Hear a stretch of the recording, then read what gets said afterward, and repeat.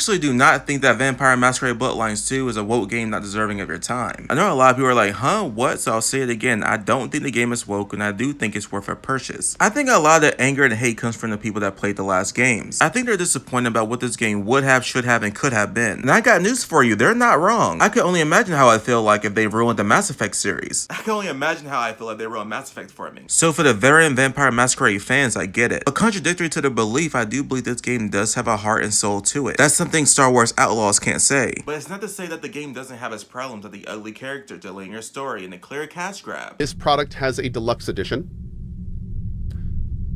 which is more expensive than the base game. And as part of that, these 2 classes are included in it, which means if you buy the base game, you only get these 4 classes. I am publicly on the record saying I do not think that's a good decision, and I think that's going to be far worse than they think it is. But they wanted you to know that, and now you know. I'm definitely going to go on record too by saying that is a bad decision. It's bad for business. It's bad to maintain the trust of the fans. Matter of fact, I think some of the veteran gamers can come into this, chime in and say, hey, the other classes that we got in the last game, we got that for free. And that was more classes than what we're getting in this game. As I've said before, the game definitely has its problems, but I think the problems can be more ironed out if they really want to do it, like some games that I know. Guys, I don't believe these problems can be more ironed out if they really want to do it. I mean, look at Cyberpunk 2077. That game was dead on arrival, unplayable. If you guys remember, people were really mad. They wanted their money back. They were trying to boycott it, and they were doing this big refund deal saying that they want their money back. People were actually even saying that the game was bad advertising and false advertising, and I was one to believe it. Yeah, I played it. I looked at the trailers, I played the game, and I was like, these 2 things ain't adding up. After that, they got to work. Update after update, free content after free content, Phantom Liberty, Songbird. I mean, they even put new clothes in the game. If freaking Cyberpunk 2077 can make a recovery like that, then this game can make a recovery like that too if we really push them to do it. I'm literally encouraging you guys, bully them within reason. Bully them within reason. You don't have to threaten them and don't threaten them. You can be like, hey, this will be an RPG, right? You know what RPG game that we all love and enjoy? Baldur's Gate. And you want to know what Baldur's Gate did that you're trying to do? They didn't try to steal all my money. Guys, your vampire game has some truly arousing, beautiful, infatuating, and attractive characters inside of it. And speaking about woke, would a woke game have this in it? The wayward child's all over their television news and social media.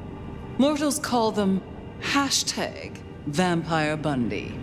Nobody's taking it seriously, of course. Quite extraordinary, the number of sins you can blame on mental health these days, but still.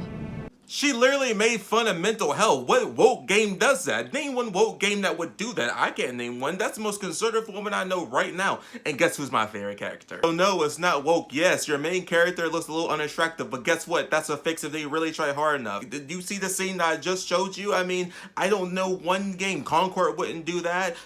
Dragon Age Velgar wouldn't do that. I think a game is woke when it pushes the woke idea, the woke agenda inside of it. And clearly they're not. I mean, if you listen to what the woman just said, I don't think this game is woke, at least from what I've seen so far. Guys, your game is badass, man. Please, I'll tell you anything you want. And yet, you aren't. Let's try this again.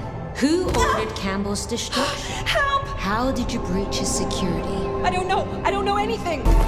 Look at me. Look at me. Well, that was a waste. I've seen some lore stuff. I've seen some little research videos I did personally to know a little bit more about the world. But from what the scene I just seen just now looked cool to me, man. That looked badass to me, man. If I need to play another game of this, they got some more badass things, put me on. Ultimately, I am excited to learn more about this vampire masquerade genre. I think it's called the Darkness too. I'm excited to know more about the Camarilla, I think it's called, and the Anarchs, and I know like the Sadats, and they're like the evil darkness one, the more eviler vampires who want to bring about destruction and Cain, and like I told you I know a little bit. I've done my research. By the way, I do want to interject and say this is my favorite clan so far. I'm not going to say the name, the Hyjin, the Baron Hy. I'm not going to say that. I'm not going to say the name, but they, the assassins. I mean, they look so cool, man. It's my opinion as just a stranger coming into this and seeing all this. I'm like, man, this game looks kind of cool. I don't understand what's all the hate, but I am learning more about the lore. I am investigating. I'm investigating. But so far, I think the problems can be ironed out. I think the next game should be better. I mean, never give up hope, and make sure you guys bully them. Don't threaten, and have a good day. Peace.